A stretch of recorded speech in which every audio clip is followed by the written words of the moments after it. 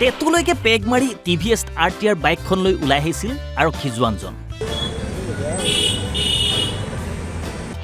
কিন্তু সুৰাৰ আগিত থিয় হৈ থাকিব নোৱাৰি বাগৰি পৰিল।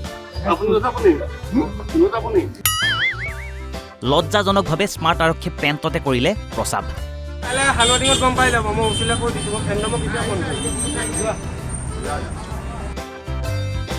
ঘটনা শিৱসাগৰৰ। ভূত গধূলিতে এজন আৰক্ষী জোৱানে সৰিয়হ ফুল দেখুৱালে ৰাইজক।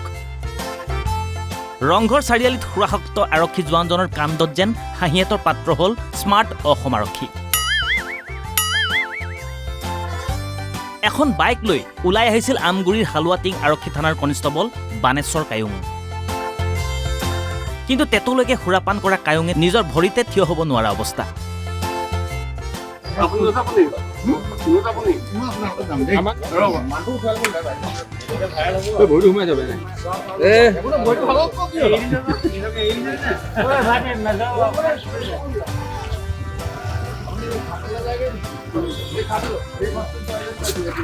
আপোনাৰ নামটো কি দাদা? এটা নালাগে। আপোনাৰ নামটো কি? আপোনাৰ নামটো কি? আপোনাৰ চিনি নাপায় নে? আপোনাৰ নামটো কি? BS কাগিয়ং। হা?